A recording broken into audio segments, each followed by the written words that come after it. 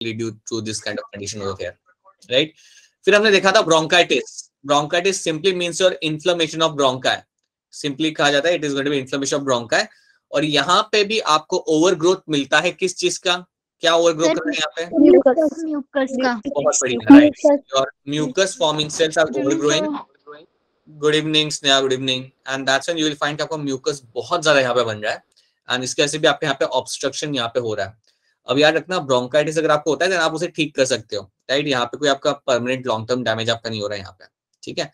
आपकी जो occupational condition थी या डिसऑर्डर था, क्या उसे हम रिवर्ट कर सकते हैं या वो है वैसा ही रहेगा? सर वैसा ही रहेगा। वैसा ही रहेगा। याद रखना उसे आप ठीक नहीं कर, एक बार डैमेज हो गया वो हो गया, उसको आप वापस से ठीक नहीं कर सकते, right? So that is something you will find happening over there. Alright, तो ये कंडीशंस हमने यहाँ पे देखी थी। कार्बन मोनोऑक्साइड का इंपैक्ट आप लोग जानते हो कि क्या हो सकता है। कितनी एफिनिटी होती है कार्बन मोनोऑक्साइड की हीमोग्लोबिन को लेकर? 200 टाइम्स। Very good. कितनी बाइंडिंग साइट्स होती है हीमोग्लोबिन के ऊपर? 4। राइट, ठीक है, बिल्कुल सही। So that is something you have to know. और वो 4 बाइंडिंग साइट पे नॉर्मली ऑक्सीजन ही बैठना चाहिए। आपका अगर मोनोऑक्साइड आके बैठ रहा है तो याद रखना वो उसे छोड़ता नहीं है, उसे छोड़ता भी नहीं है, वहां पे आके बैठ जाता है and that is when you will find every problem starts arising over there, ठीक है? That is something you have to know. So let me start the screen share and let's slowly go beyond this. Let's try to see some few more things. चलिए, आपको भी screen दिखेगी अगले 30 second के अंदर।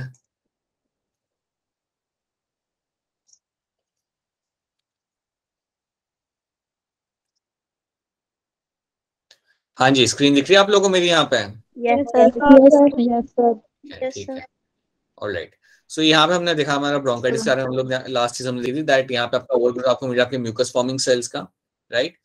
And that is nothing but my goblet cell. Excess of mucus आपको हमें मिलेगा और जब आप खांस रहे होंगे so you will have a thick green sputum will come out. Thick green sputum will come out while you will be coughing, okay? ये आपका एयर पोल्यूटेंट से आपका हो सकता है, स्मोकिंग से हो सकता है। You can find this happening because of some infection as well. कोई अगर पैथोजेनिक इन्फेक्शन आपका यहाँ पे होता है तो भी आपको ये हो सकता है। और इसको ट्रीट करने के लिए आप यूज करोगे ब्रोंको डायलेटर्स ड्रग्स। यहाँ पे ड्रग्स लिखना मैं भूल चुका हूँ। And you can also use the antibiotics, यहाँ पे आप यूज कर सकते हो, ओके? अब कभी आप नोटिस करना, शायद आपने कभी नोटिस नहीं किया होगा अभी फिलहाल तो इस एज पे तो, बट कुछ कफ सिरप्स होते हैं जिनके अंदर आपका होता है कोडाइन। There are some cough syrup, जैसे एक कफ सिरप होता है जिसका नाम होता है कोडाइन सल्फेट।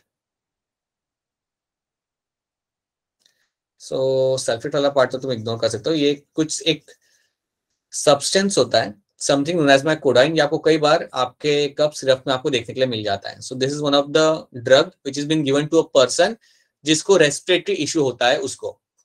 तो ये एक ड्रग होता है, राइट? एक काफी जाना वेल नोन ड्रग है ये, जो उन लोगों को दिया जाता है जिनको रेस्पिरेटरी इश्यूज होते हैं उनको। अब बात ये होती है यहाँ पे, बात होती है यहाँ पे ये कि ये जो होता है ये एडिक्टिव हो सकता है, ये आपका एडिक्टिव हो सकता है।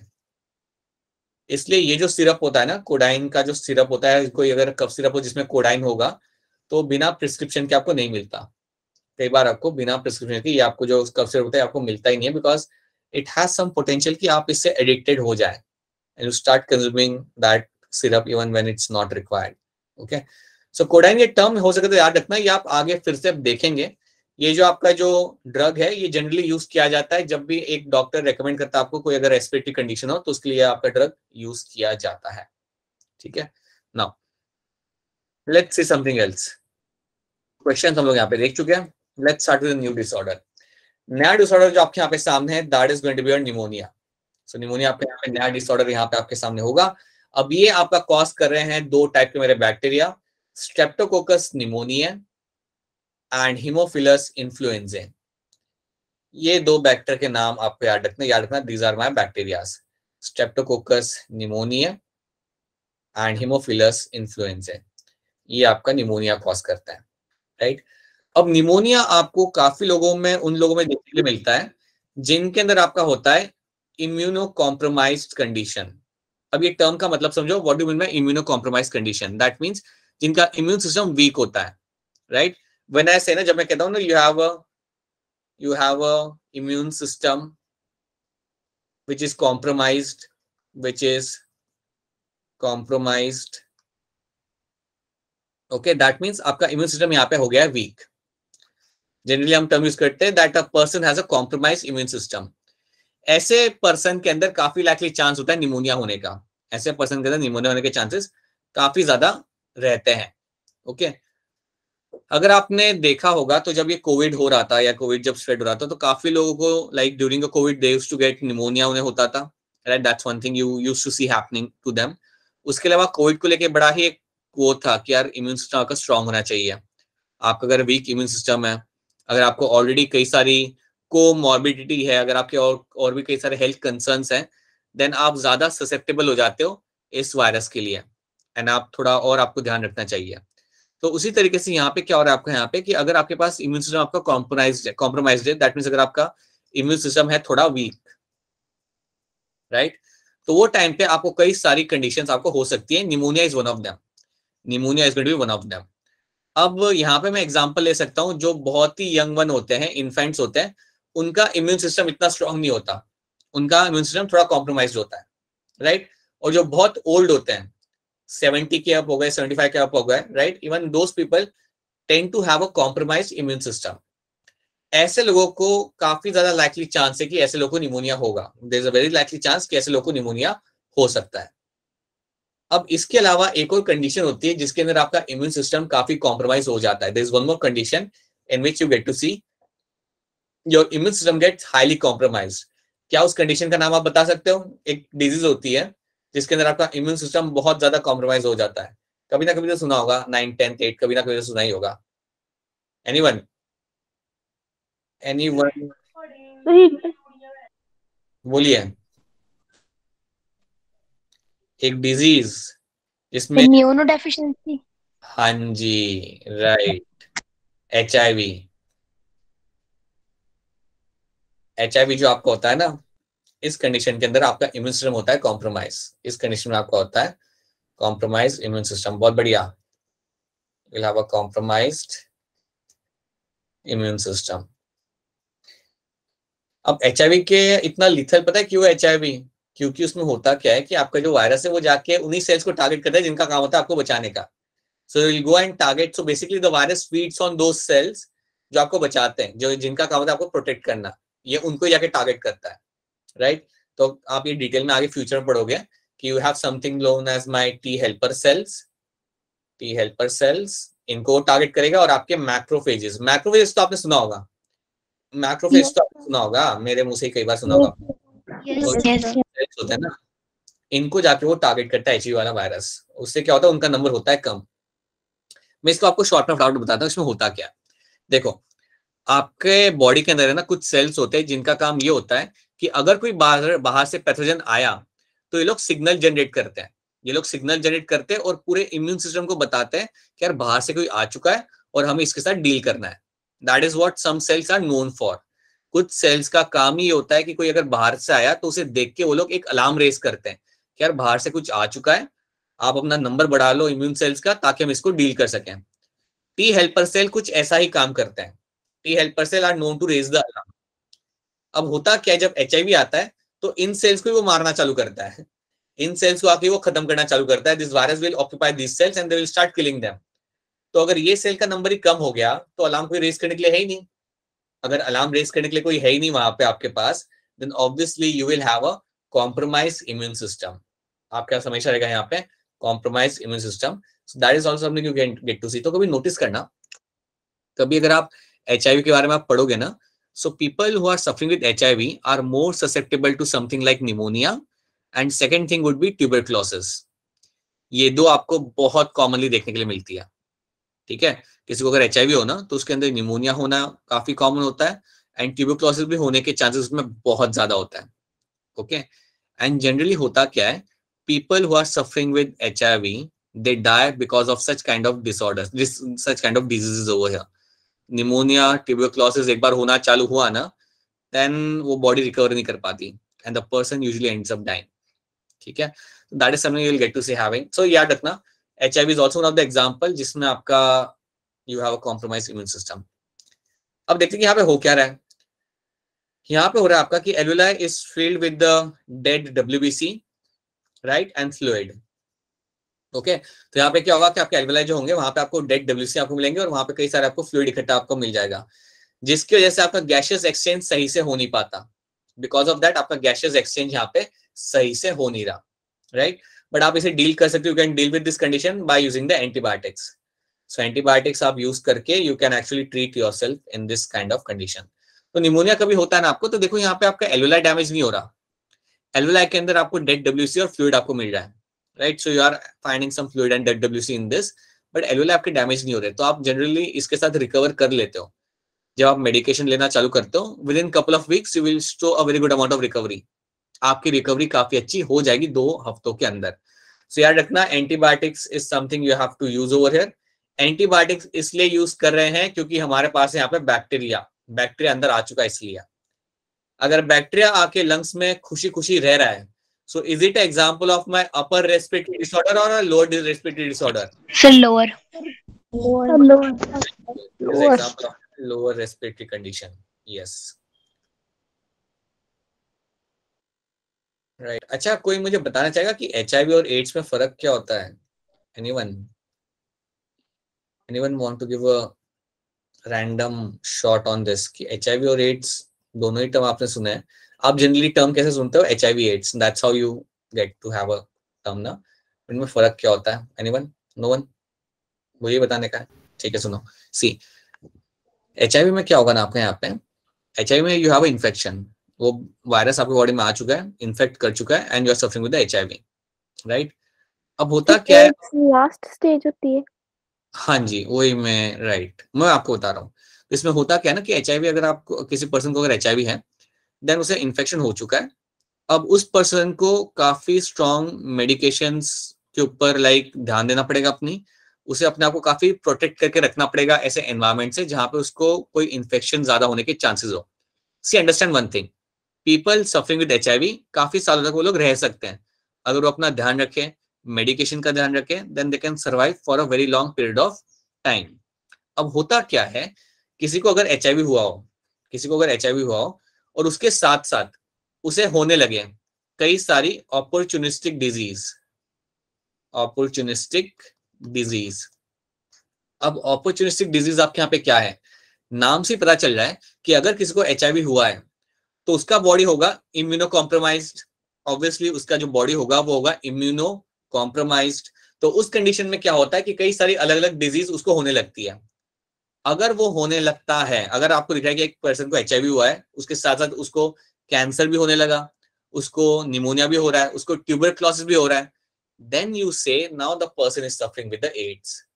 So I can clearly say HIV plus opportunistic disease, और तब तुम टैग करते हो term that he is suffering with AIDS।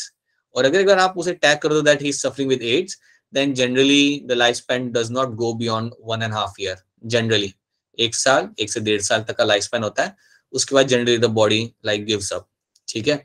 सो ये याद रखना, with HIV the person can still survive, right, but when HIV के साथ उसको ये सारी कंडीशंस होने लगेगी ना कि ट्यूबरक्लोसिस भी हो रहा है, ऐसे टाइप के कैंसर हो रहे हैं जो नॉर्मल ह्यूमन को नहीं होते लेकिन अब हो रहे हैं क्योंकि आपका कॉम्प्रोमाइज इम्यून सिस्टम है, then you say that now the person is suffering with AIDS, then you say the person is basically now suffering with AIDS, ठीक है, or else you use the term HIV, ठीक है। So that is something you have to know, right? So that's why they say that people who are suffering with HIV इनको बहुत ज्यादा care मिलना चाहिए, right? But what I've seen is more than those diseases over here, it's the social stigma which kills the person actually. So this is something you have to know. After this, you have your pneumonia. Pneumonia यहाँ पे सबको समझ आ रहा है? I hope pneumonia is clear to all of you over here. Yes, sir. तो ये आपका यहाँ पे हो गया pneumonia, so that is something you have to know। और याद रखना यहाँ पे आपका फ्लूइड और आपका डेड डब्ल्यूसी आपको मिलेंगे लंग्स के अंदर, एल्वेलाई के अंदर, ठीक है। अब देखते हैं हमारे यहाँ पे ट्यूबरक्लोसिस। जब भी आप बात करो ट्यूबरक्लोसिस को तो एक तो याद रखना कि इसकी जो ट्रीटमेंट होती है बड़ी लंबी चलती है, यहाँ पे मेंशन नहीं किया हुआ but I will tell you over here, the treatment last for 6 to 9 months। Treatment is going to last for 6 to 9 months, ये इसका एक ट्रीटमेंट का स्पैन होता है। तो अगर किसी को अगर ट्यूबरक्लोसिस होता है देन उसकी ट्रीटमेंट जो मेडिकेशन जो उसकी होती है वो बहुत ज्यादा होती है, बहुत लंबी होती है, ज्यादा आई वुड से लंबी होती है और हेवी होती है, I would say it is quite heavy over there. So that's one thing I want to tell you, ये हमेशा रखना विद द ट्यूबरक्लोसिस, इसकी ट्रीटमेंट काफी लंबी रहती है। इसलिए आप पता नहीं आपने कभी देखा होगा या नहीं, कई बार बीच में ऐड भी आता था, I think Amitabh Bachchan add करता था उस चीज को, कि अगर आपको 2 हफ्ते से ज्यादा अगर खांसी आ रही है देन जाके दिखाओ डॉक्टर को, there is a likelihood that you are suffering with tuberculosis, right. और अगर ये होता है then because the treatment is like has to be prolonged, क्योंकि अगर आप ट्रीटमेंट नहीं ले रहे then it can be fatal at times, it does become fatal, ठीक है। so that's one thing you have to know first of all, tuberculosis की treatment रहती है 6 से 9 महीने की, that's one thing you have to know, right। यहाँ पे you have a bacteria जिसका नाम है आपका Mycobacterium tuberculosis, this bacteria is going to infect your lungs, is going to infect your lungs, right। और याद रखना ये काफी कंटेजियस है, अगर एक को हो रहा है और उसके पास अगर आप घूम फिर रहे हो देन आपको भी हो सकता है, ओके। सो ये एक कंडीशन आपकी जो होती है आपको कंटेजियस है, काफी अच्छे तरीके से कंटेजियस है। निमोनिया भी कंटेजियस ही होता है, राइट, बट ये भी आपका है। निमोनिया के साथ तो अच्छी बात है कि वो उसकी ट्रीटमेंट काफी शॉर्ट होती है, इसकी काफी लंबी होती है। Infect the lungs and the pleurae, so यहाँ पे बैक्टीरिया अपने आप को इन्फेक्ट करेंगे। फाइब्रस टिश्यू फॉर्मेशन आपके यहाँ पे मिल जाता है, you get to see certain amount of fibrous tissue formation, right, बहुत ज्यादा नहीं लेकिन आपको मिल जाता है। एंड गैशियस एक्सचेंज यहाँ पे सही से हो नहीं पाता, आपके लंग्स के अंदर गैशियस एक्सचेंज सही से हो नहीं पाता, सो you will always have this sense of breathlessness, आपको ड्यूरिंग दिस कंडीशन आपको एक ब्रेथलेसनेस की सेंस आपको यहाँ पे आती है। कॉफिंग आपकी काफी कॉमन रहेगी, आप खांसोगे बहुत कॉमनली, आप खांसते हो, राइट, और ये खांसी आपकी काफी लंबी टाइम तक चलती है, ओके। तो इसके सिम्टम्स बहुत सारे हैं, इसके सिम्टम्स आपके काफी सारे हैं जो आपको मिल जाएंगे देखने के लिए।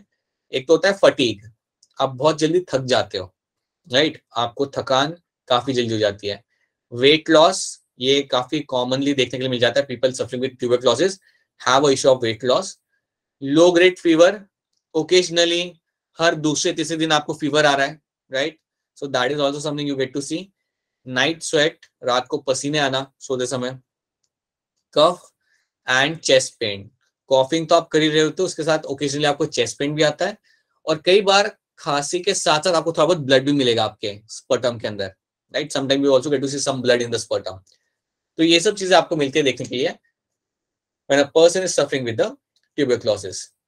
तो याद रखिएगा इसकी ट्रीटमेंट काफी लंबी होती है, 6 से 9 महीने की, और आपका जो डॉक्टर आपको बोलेगा वो काफी स्ट्रांगली बोलेगा कि आपको एक भी दिन मेडिकेशन मिस नहीं करना है।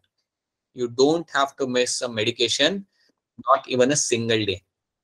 अब इसलिए कहा जाता है आपको, क्योंकि अगर समझो आपने गैप ले लिया, आपने 3-4 दिन का मेडिकेशन का गैप ले लिया, तो अंदर जो बैक्टीरिया है, बैक्टीरिया समझो अंदर आपके बैठे हुए, समझिए 2-3 बैक्टीरिया आपके यहाँ पे बैठे हुए, राइट।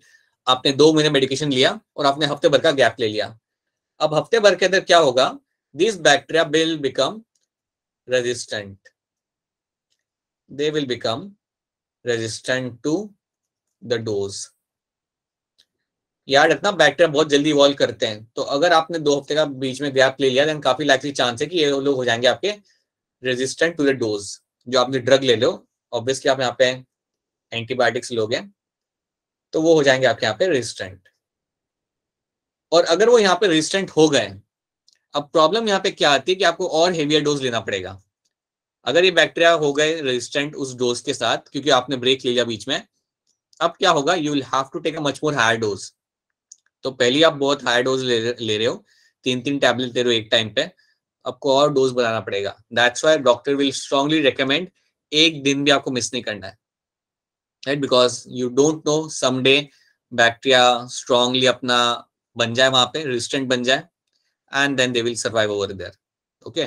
इसलिए याद रखना मेडिकेशन इसका बड़ा लंबा चलता है, 6 से 9 महीने का इसका मेडिकेशन चलता है, so that you completely get rid of the bacteria, right. अगर आपको याद हो तो ये रेजिस्टेंट करने के लिए बैक्टीरिया के अंदर कुछ होता है, वो क्या होता है, किसको याद है? We have something in bacteria, गोल सा क्या होता है बैक्टीरिया के अंदर, जिसको हम बोलते हैं कुछ सर न्यूक्लियस फ्लूइड, न्यूक्लियस कह रहे हैं आप लोग, क्या बेटा तुम लोग, सर्कुलर डीएनए, सर्कुलर डीएनए का एक नाम क्या होता है? क्रोमेटिड, प्लाज्मिड, प्लाज्मिड, प्लाज्मिड सुना था आप लोगों से मुझे, प्लाज्मिड याद है कुछ, प्लाज्मिड यस सर, कुछ याद है ना, हमने ऐसे लिखा था antibiotic resistant gene, antibiotic resistant gene कहाँ पे होते हैं, प्लाज्मिड के ऊपर, antibiotic resistant genes are something get to see on the plasmid. यहाँ पे भी इसके पास प्लाज्मिड होगा और प्लाज्मिड ही हेल्प करता है to become resistant to the dose. और वो हो गया ना, देन ज्यादा दिक्कत आती है, देन बैक्टर को निकालने के लिए आपको और दिक्कत आएगी आपके सिस्टम में से। This is something you have to know, that's tuberculosis. And again ये एक सबसे कॉमन ऑपर्चुनिस्टिक डिजीज है आफ्टर निमोनिया, जो आपको HIV पेशेंट में भी आपको देखने के लिए मिल जाती है, right. So this is something you have to remember. So याद रखिएगा ट्यूबरक्लोसिस में आपको क्या क्या रखना है। पहली चीज, इसमें कौन सा बैक्टीरिया यहाँ पे आपका इन्वॉल्व है, mycobacterium tuberculosis, that's one thing you have to know. In fact आपका यहाँ पे हो रहा है लंग्स और आपका प्लूरे, ये दो पार्ट्स आपके इन्फेक्ट हो रहे हैं यहाँ पे। गैसेस एक्सचेंज में आपको यहाँ पे दिक्कत आती है, कुछ अमाउंट में फाइब्रस टिश्यू फॉर्मेशन आपको यहाँ पे मिल जाएगा। सिम्टम्स बहुत सारे हैं जो आप याद रख सकते हो, सोच भी सकते हो। एंड इसकी जो ट्रीटमेंट होगी वो काफी लंबी चलेगी, 6 to 9 months। The treatment will last for 6 to 9 months, ठीक है। एंड याद रखना, अगर आप ट्रीटमेंट बीच में बंद करते हो then yes there is a likely chance that कि आपके बैक्टीरिया यहाँ पे रेजिस्टेंट हो जाएंगे, ठीक है। So that is something you have to know. आप मुझे एक आइडिया देके बता सकते हो कि कुछ कौन से टाइप के लोग हो सकते हैं जिनको ये होने के चांसेस ज्यादा होते हैं ट्यूबरक्लोसिस? स्मोकिंग करते हैं। वॉकिंग करने एक सेकंड वापस बोलना, पता नहीं। स्मोकिंग करने वाले sir, drinking smoking, drinking. Drink करते तो बैक्टीरिया पेट में आएगा कि स्मोकिंग और कुछ अगर मैं कह रहा हूँ कि कंडीजियस है, अगर मैं कह रहा हूँ कि एक इंसान से दूसरे इंसान में ये होता है, तो कौन से प्रोफेशन, चलो मैं क्वेश्चन चेंज कर देता हूँ, कौन से प्रोफेशन के अंदर मुझे ट्यूबरक्लोसिस होने के चांसेस है? Chicken sir, chicken pox. क्या बोल रहे हो तुम? मैं प्रोफेशन पूछ रहा हूँ, ऐसा कौन सा प्रोफेशन होगा जिसके जो मैं करूंगा ना तो मुझे ट्यूबरक्लोसिस होने के चांसेस रहते हैं। मुझे क्रिकेटर हूंगा मैं, क्या हूंगा तो मुझे ये होने के चांसेस है। ऐसा कौन सा प्रोफेशन होता है जिसके अंदर it's a likely chance that I will come across such kind of people every day, every now and then? Sir TV. Doctor sir repeat करो। डॉक्टर। डॉक्टर लोग हमेशा कोई ना कोई पेशेंट से मिल रहे होते हैं ना, so they are meeting, like if you are working in a government hospital, you are meeting like hundreds of patients in a day and you don't know what they are suffering with, so like they are always prone to such kind of conditions. Doctors, you get to have this kind of condition every now and then, but yeah, not always, but yes, that is something you can happen. So वही question था यहाँ पे कि आपकी कौन सी profession में आप ऐसे लोगों से मिलोगे जिसमें लाइकली चांस कि आपको कंटीजियस कंडीशन हो, तो ये हो सकता है। Not always, but yes, that is something you have to know. तो इतने सिम्टम्स और ये सब आपको यहाँ पे याद रखना है। These are the things you have to know over here, that's your tuberculosis. Now let's talk about your common cold. Common cold की अगर यहाँ पे हम बात करें तो बड़ा ही सिंपल कंडीशन है आपके यहाँ पे you have a group of viruses known as your rhinoviruses, they are responsible for the common cold. अब इसके होते हैं more than 100 types, I would say you have more than 100 strains, you have more than 100 strains of your rhinovirus, more than 100। तो हमेशा आपकी body में कोई नया ही होता है, जनरली आपकी बॉडी के अंदर हमेशा कोई ना कोई नया होता है। अब देखो होता क्या ना, जनरली एक चीज याद रखना, आपको एक बार ट्यूबरक्लोसिस हो गया, समझो आपको 20 साल की उम्र में ट्यूबरक्लोसिस हो गया और आपने ट्रीटमेंट लिया, आप ठीक हो गए, उसके बाद आपको ट्यूबरक्लोसिस नहीं होगा unless you have a compromise immune system. समझो इस बात को। अगर आपको निमोनिया हो गया एक बार, वो वापस आपको कंडीशन वापस नहीं होती, वापस कंडीशन आपको वापस आपकी बॉडी में नहीं आएगी, क्योंकि आपकी बॉडी हो जाती है इम्यून उसको लेके। आपकी बॉडी को रियलाइज हो जाता है कि अच्छा ये बैक्टीरिया ये है, ये ऐसे कपड़े पहन के आता है बॉडी के अंदर और इसे हमें कितने जल्दी न्यूट्रलाइज करना है, right. Just to make you simple, that's I am using like in this way कि एक बैक्टीरिया को आइडियल, एक आपकी बॉडी को पता लग जाता है कि यार इस बैक्टीरिया को मुझे कैसे मारना है। तो अगली बार अगर निमोनिया का बैक्टीरिया वापस आया तो within like your couple of minutes I would say, or in few minutes I would say कि आपका इम्यून सिस्टम उसे जाके खत्म कर देगा दूसरी बार जब वो आता है तब। इसलिए आपको एक कंडीशन एक ही बार होती है, राइट। आपको एक बार मलेरिया हो गया, देन यू वोंट फाइंड वापस it is happening to you again, unless अगर आपका प्लाज्मोडियम कोई अलग हो और या फिर आपका इम्यून सिस्टम आपका कॉम्प्रोमाइज हो, राइट। लेकिन अगर आप कॉमन कोल्ड की बात करोगे, ये तो आपको साल में 4-5 बार हो सकता है, या 4 से 5 बार आपको कॉमन कोल्ड आपको हो जाएगा। अब इसका रीजन ये होता है क्योंकि आपके बॉडी में हमेशा कोई नया आ रहा है वायरस, जैसे कि मैंने आपको बोला you have more than 100 strains आपके होते हैं, तो हमेशा कोई ना कोई नया स्ट्रेन आपके बॉडी के अंदर आ रहा है। अब जैसे कोई नया स्ट्रेन आता है तो बॉडी को तो मालूम नहीं इससे डील कैसे करना है, right? So that's why you will find, याद रखना कि आपको कॉमन कोल्ड मल्टीपल टाइम्स होगा, लेकिन कई बाकी सारी कंडीशंस जो आपकी होती है, टाइफाइड ले लो आप, ट्यूबरक्लोसिस ले लो आप जिसमें एक बैक्टीरिया इन्वॉल्व है, या निमोनिया ले लो जिसमें भी 2 ही बैक्टीरिया इन्वॉल्व है। सो इन ये सारी कंडीशंस आपको एक बार हो गई, वापस नहीं होगी, या आपको एक बार होगी then it won't happen to you again, unless अगर आपका इम्यून सिस्टम काफी ज्यादा वीक है तो, ठीक है?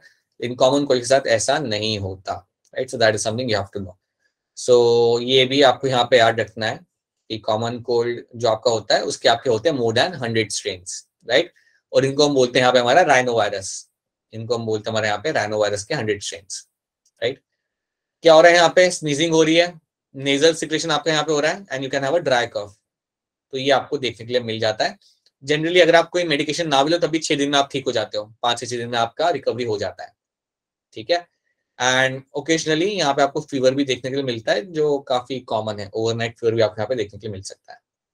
याद रखना common cold is example of my upper respiratory disorder, upper respiratory disorder. यहाँ पे आपके लंग्स अफेक्ट नहीं हो रहा है, यहाँ पे आपके लंग्स अफेक्ट आपके नहीं होते, that is something you have to know. ही आपको याद रखना in terms of common. So इसमें ज्यादा कुछ याद रखने वाली चीज है नहीं। राइनो वायरस आप याद रखेंगे पहले, यहाँ पे 100 स्ट्रेन्स यहाँ पे होते हैं, it's upper respiratory condition, that's the second thing. And symptoms are like very common, symptoms के बेस्ड जनरली क्वेश्चन नहीं आएगा, बट याद रखना this few things over here. And इसमें ओकेजनली आपको फीवर भी देखने के आपको मिल जाता है। So that is your common cold. So that is a very simple thing. Alright, now let's start with the tidal volume and all those thing. But ये चालू करने के पहले let me just tell you one more thing, that's your mountain sickness. Let's talk about mountain sickness. इसे हम even बोलते हमारा as a altitude sickness.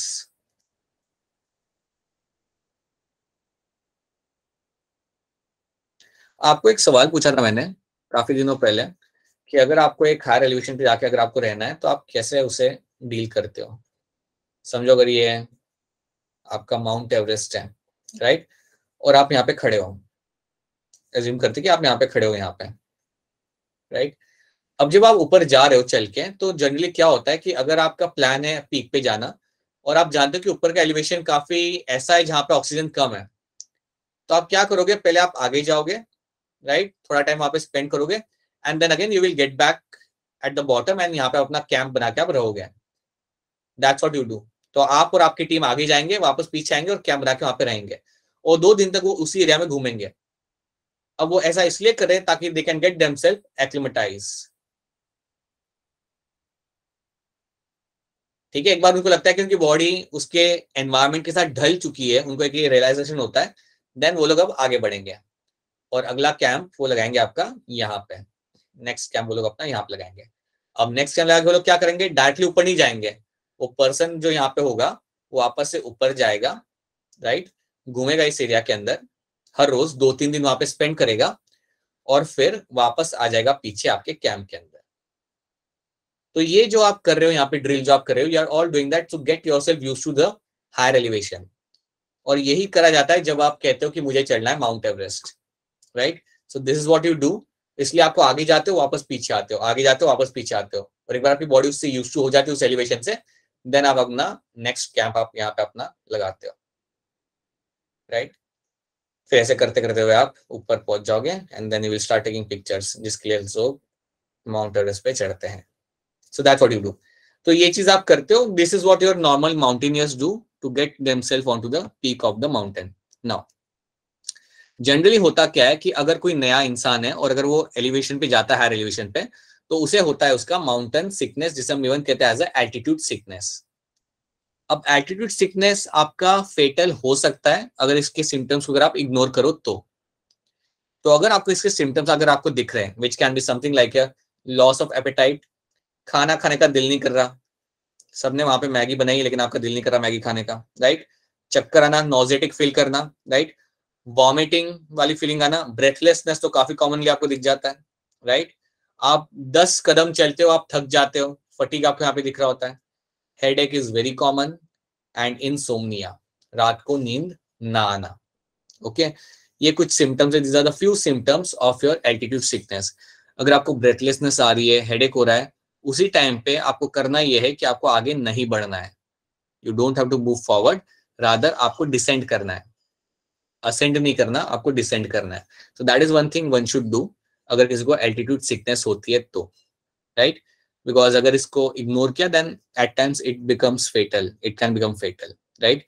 So that is something. तो आप कभी अगर ट्रैकिंग करने जाओगे तो ग्रुप लीडर इस चीजों का ध्यान रखता है। अगर कोई है वहां पे जिसको ये सिम्टम्स आ रहे हैं, then they will stop the group and they will make sure कि उसे मेडिकल अटेंशन मिले, ठीक है। ये सब क्यों हो रहा है? Because oxygen is thin in the higher altitude, बिल्कुल सही।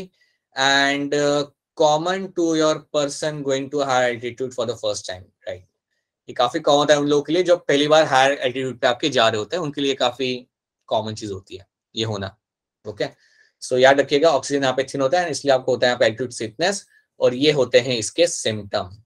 भूख ना लगना, चक्कर आना, your vomiting, breathlessness, headache, insomnia and your fatigue, ये सब आपको देखने के लिए मिलेगा। So that is something you have to remember. So please remember क्या होता है माउंटेन सिकनेस, जिसको हम इवन कहते हैं। वो लोग माउंटेन सिकनेस टर्म यूज नहीं करेंगे, वो करेंगे यूज एल्टीट्यूड सिकनेस। और आप मुझे बताओ कि जब हायर एल्टीट्यूड पे जाते हो तो कौन सा हार्मोन आपके बॉडी में सिक्रीट होना चालू करेगा? It starts with E, erythropoietin. Yes, erythropoietin आपका जो हार्मोन होता है ये आपके बॉडी में आना चालू करेगा, और ये आके किसको क्या बोलेगा?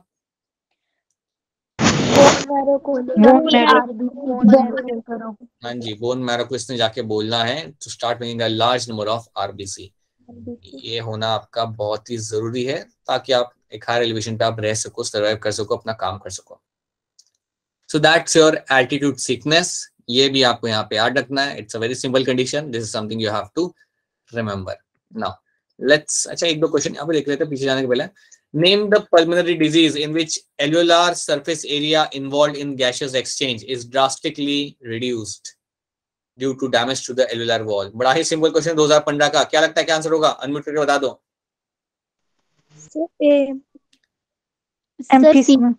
बिल्कुल बिल्कुल बेटा, एम्फिसेमा, एम्फिसेमा। आपका यहाँ पे सरफेस एरिया एल्वेलाई का डिक्रीज हो रहा है और आपके एल्वेलर वॉल यहाँ पे आपकी डैमेज हो चुकी है, that means your emphysema. Alveolar wall damage होना मतलब इलास्टिसिटी आपकी चली गई। जिन्होंने भी चैटमैन से कहा था, that's true, it's going to be your A, true. एंड हाँ जी, ये भी बता दो। The bulk of carbon dioxide CO2 is release from the body tissue into the blood is present as, जो आपका CO2 ट्रैवल कर रहा होता है वो किस फॉर्म में ट्रैवल कर रहा होता है? ABCD।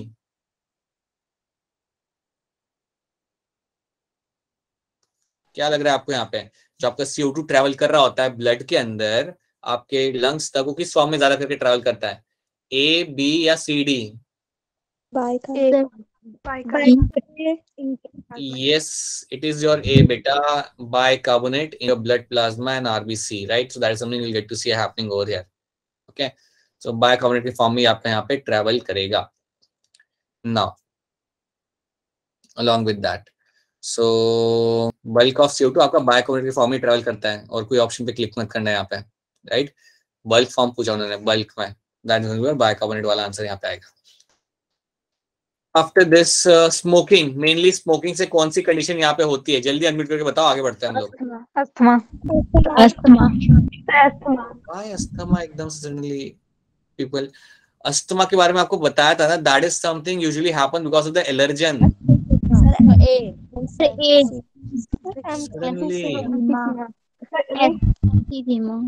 सिगरेट स्मोकिंग से जो आपकी सबसे कॉमन जो कंडीशन आपकी होती है, दैट इज योर एम्फिसेमा। याद रखना, हमने पहले ही बोला था कि एम्फिसेमा इज समथिंग जो आपका होता है बिकॉज ऑफ योर स्मोकिंग। इसके से आपके जो एल्वेलर वॉल होते हैं वो डैमेज होते हैं, सरफेस एरिया आपका कम हो जाता है। अस्थमा के बारे में याद रखना, ये एक पर्टिकुलर एलर्जन से होता ही है। अस्थमा इज नॉट समथिंग जो आपको होगा बिकॉज ऑफ द स्मोकिंग। यार बेटा, कई बार आपके 11-12 साल के बच्चों को अस्थमा होता है, right. So that is not something that is happening because of smoking. Obviously ये आपका हो रहा है because of some kind of allergen, और उनकी बॉडी उन एलर्जन को लेके स्ट्रांगली रिएक्ट करती है, right. So that is, please याद रखना, एक से नहीं एकदम से बोलना मत, एकदम से अस्थमा, आराम से सोचो और याद रखना, it is happening because of the allergen. Cigarette smoking will cause you the emphysema. Question number 14 पता चला आप सबको यहाँ पे? क्वेश्चन नंबर 14 सबको क्लियर है यहाँ पे? ऑलराइट, ये देखते हैं. Let's try to understand. Over here, few terms. You have something like your tidal volume. Tidal volume में आपको यहाँ पे क्या देखने के लिए मिल जाएगा? So we are basically understanding now respiratory capacities and respiratory volumes.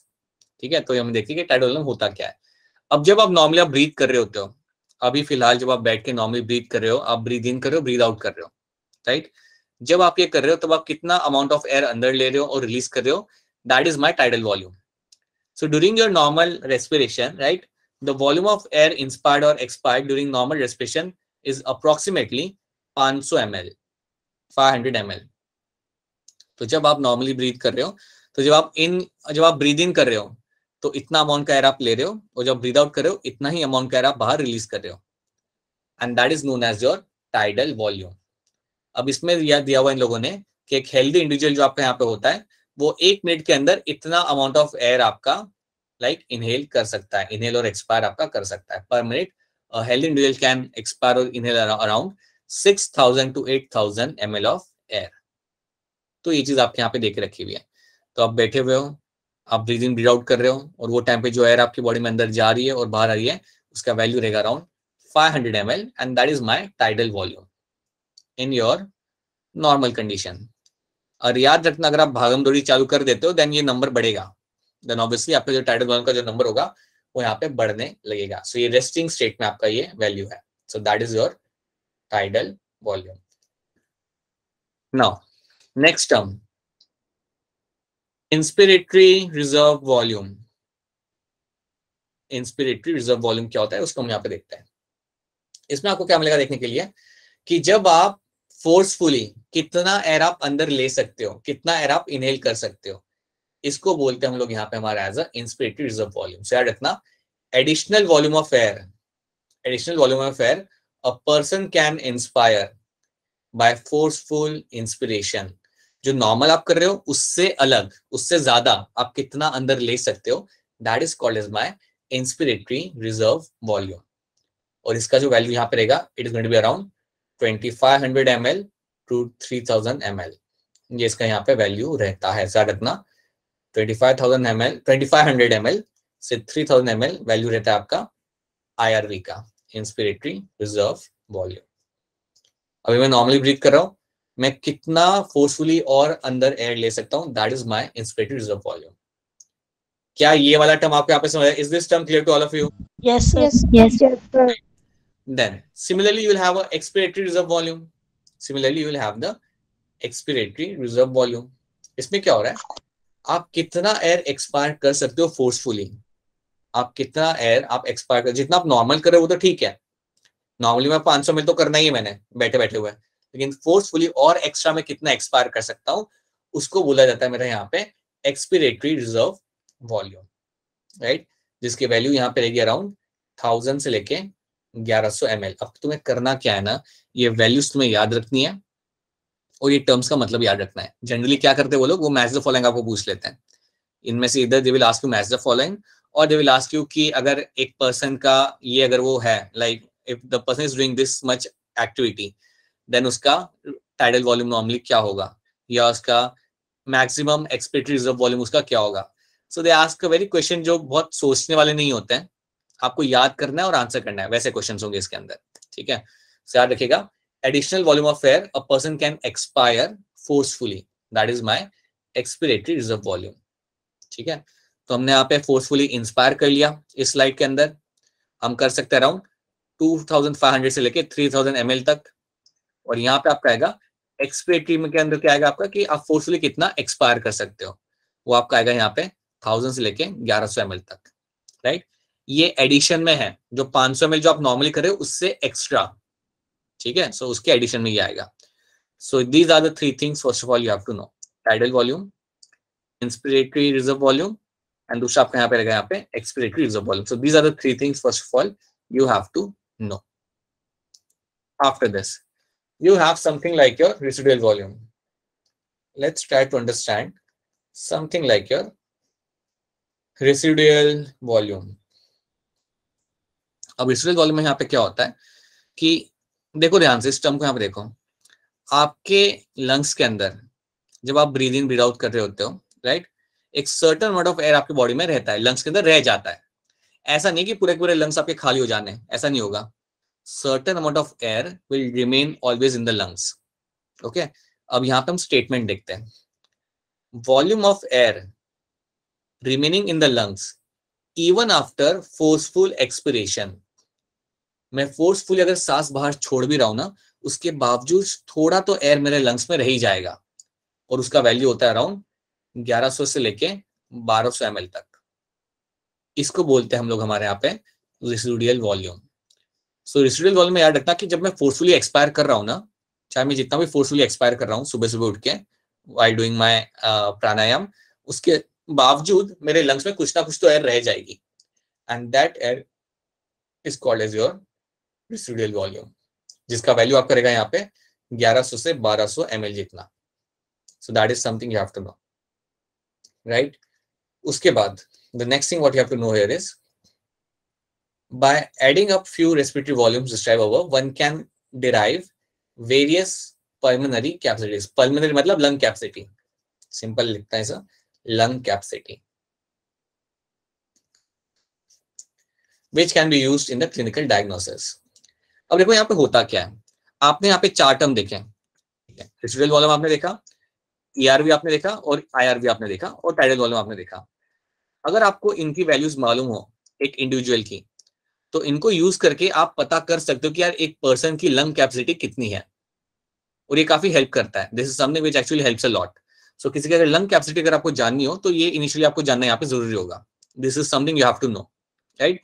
एक नॉर्मल इंडिविजुअल की यहाँ पे कैपेसिटी इन लोगों ने यहाँ पे वॉल्यूम देके रखा हुआ है, और इनको यूज करके हम लोग किसी की लंग कैपेसिटी को यहाँ पे जान सकते हैं for the clinical diagnosis, for your clinical diagnosis.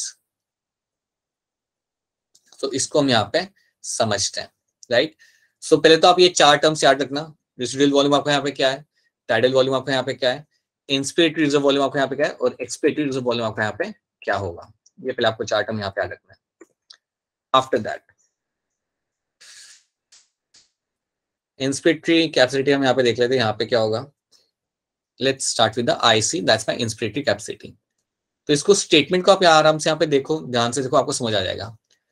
Total volume of air a person can inspire after normal expiration. Total amount of air a person can inspire, right, कितना वो एयर अंदर ले सकता है आफ्टर नॉर्मल एक्सपिरेशन, उसे हम बोलते हैं हमारे यहाँ पे इंस्पिरेटरी कैपेसिटी. और ये होता है आपका tidal volume plus IRV. Tidal volume plus IRV is going to tell you about the inspiratory capacity, कि कितना बंदा एयर को अंदर ले सकता है. अब समझो आप डिसाइड करते हो कि आप एक स्विमर बनना चाहते हो, तो ये सब मैटर करेगा. All those things matter when you go for some kind of physical activity, या किसी आप स्पोर्ट्स में जा रहे हो, तो ये सब चीजें आपकी मैटर करती है. आपकी इंस्पिरेटरी कैपेसिटी कितनी, आप कितना एयर अंदर ले सकते हो, ये सब मैटर करता है. अगर आप बहुत थोड़ा सा एयर अंदर ले पा रहे हो, then it will affect your physical activity, और I would say it will affect your swim. So ये सब मैटर करता है. एंड वाइल ट्रेनिंग आप ये इंक्रीज कर सकते हो, याद रखना ये चीजें आपकी इंक्रीज की जा सकती है. You can actually increase that. So कितना एयर आप इनहेल कर सकते हो after normal expiration is called as my inspiratory capacity, जिसका होगा tidal volume plus IRV. That is the value will get. ठीक है, तो आपका ये हो जाता है around 500 ml plus you will have रफली अराउंड लाइक 2000 यहाँ पे हम ले सकते हैं, राइट. 2500 एक अगर हम लोअर वैल्यू यहाँ पे लेते हैं, सो ये आपके हो जाती है यहाँ पे your inspiratory capacity. So that's the capacity you will be having. Okay, ये ज्यादा है कम है ये मैटर कर सकता है. लोगों में आपके कम हो सकती है, ज्यादा हो सकती है.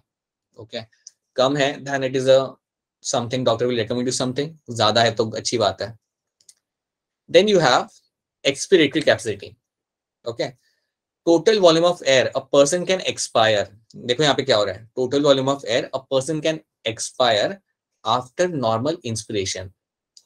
नॉर्मल इंस्पिरेशन के बाद आप कितना अमाउंट ऑफ एयर बाहर रिलीज कर सकते हो, टोटल आप कितना बाहर आप एयर ब्रीद आउट कर सकते हो, इसको बोलते हैं हम लोग यहाँ पे हमारा एक्सपिरेटरी कैपेसिटी, राइट। तो इसमें आपका आएगा टाइडल वॉल्यूम प्लस ERV। तो यहाँ पे आपका जो नंबर आपका आता है वो आपका यहाँ पे रहेगा 500 प्लस 1000, 1100, तो ये रफली आपका आ जाता है नंबर अराउंड 1500 ml।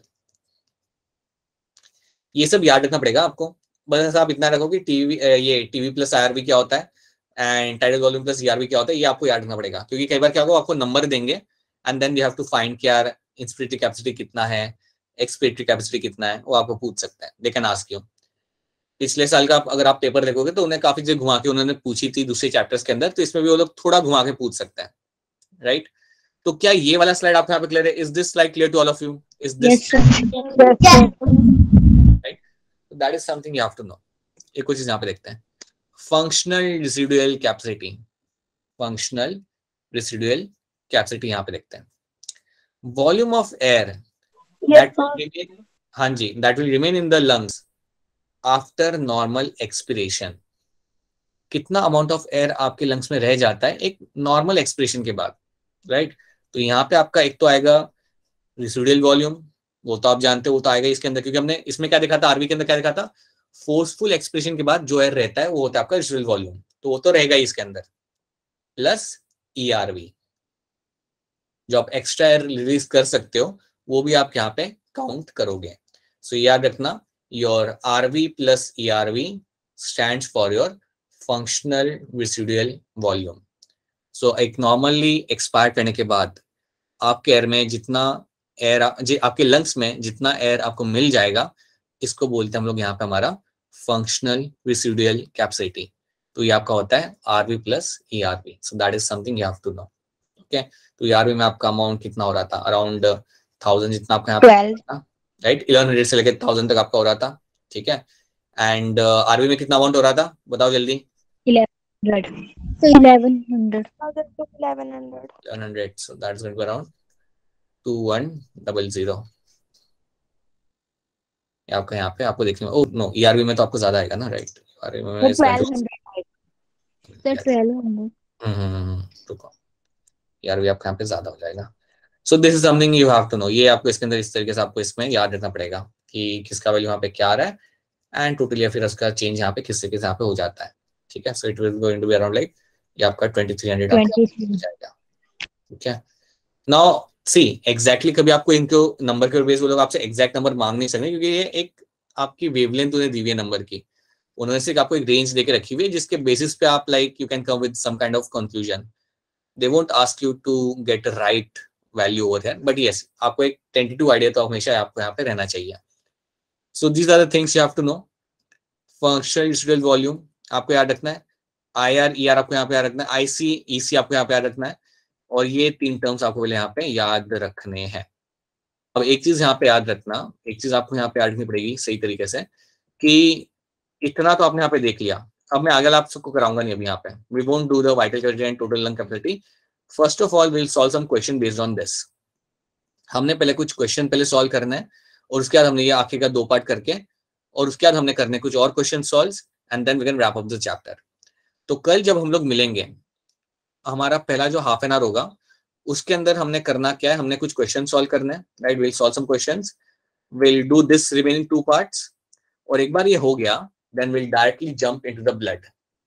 जैसे ही आपका यहाँ पे हो जाएगा, हमने सीधे सीधे ब्लड के अंदर जंप करना है, which becomes a part of my chapter 18 circulation, body fluid and circulation. तो उसमें हमें जंप करना and will start doing that particular part, okay.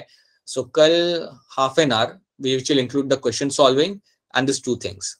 Once we're done with that, then we'll be done with the chapter. तो हमारे यहाँ पे chapter हमारे ये खत्म हो जाएगा। And then question solving, assignment solving is the something you'll be doing on your end, and that will fix the thing which you have. अगर आपको कोई समझ नहीं आता, then you can always get that. So yeah, अगर यहाँ पे तक अगर आपको कोई query हो या कोई doubt हो, then please go ahead and ask a question. If you have any query or concern or doubt over here यहाँ तक के अंदर, then please go ahead and ask your questions and get your queries cleared right now. If you have any queries right now. Nothing. Go there. All right. So let me use like your last 4-5 minutes just to show you something. Right. Just give me a minute.